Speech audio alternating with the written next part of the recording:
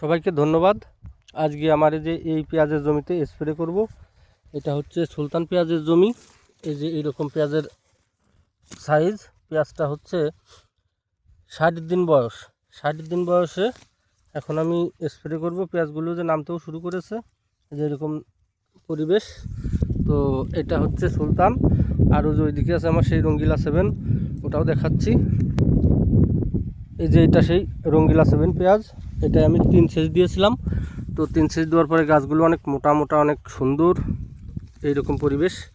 এই যে দেখাচ্ছি এরকম। এই হচ্ছে 3 সেচ দেওয়ার পরের অবস্থা। তো এই জমিতে আজকে আমি স্প্রে করব, কী কী ওষুধ স্প্রে করব সেটাই দেখাচ্ছি। আর এইটা হচ্ছে সেই সুলতান পেঁয়াজ। এই যে পাশাপাশি এই যে এইখান থেকে এই দিকে হচ্ছে সুলতান, আর এইখান থেকে এই দিকে হচ্ছে রঙ্গিলা 7।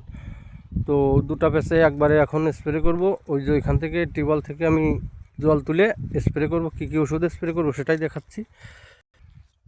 ভিডিওটি না টেনে পুরোপুরি দেখলে অবশ্যই উপকৃত হবেন। এই যে এখানে আমি অ্যান্ট্রাকল দিয়েছি। এই যে এইটা, এই যে অ্যান্ট্রাকল। এখানে আমার 40 শতক জমির জন্য, এই যে 40 শতক জমির জন্য আমি 4 টপ করব। তো এখানে আমি 200 গ্রাম অ্যান্ট্রাকল দিয়েছি, এই যে গুলিয়ে নিয়েছি।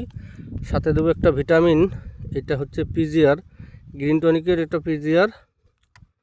তো এটা আমি 4 টপে 400 মিলি দেবো। এখানে 400 মিলি, এই যে 400 মিলি। সাথে দেবো জিঙ্ক, এটা হচ্ছে জিঙ্ক, সিলেটেড জিঙ্ক যেটা বলে সেটাই এটা, সিলেটেড জিঙ্ক। 2 রকমের জিঙ্ক দিয়েছি।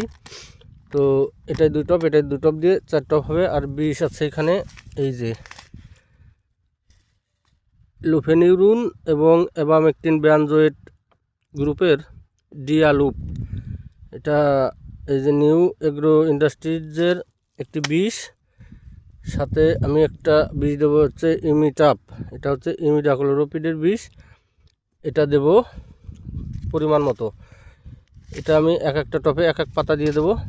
তো এই হচ্ছে ওষুধগুলা। আবার বলতেছি, এটা হচ্ছে ইমিডাক্লোরোপিডের বিষ। এটা পরিমাণ মতো দেব, 15 মিলি দেব 20 লিটার জলে। আর এটা আছে এক এক পাতা এক একটা টপে 10 গ্রামের দিয়ে দেবো। আর হচ্ছে জিঙ্ক দেবো এক এক টপে আমি হচ্ছে 20 গ্রাম করে দেব। আর এটা 100 গ্রাম করে দেব গ্রিন টনিক পিজিআর। আর অ্যান্টাকল দেবো এক এক টপে 50 গ্রাম করে, 200 গ্রাম। তো এই হচ্ছে সেই জমি, এই হচ্ছে সুলতান।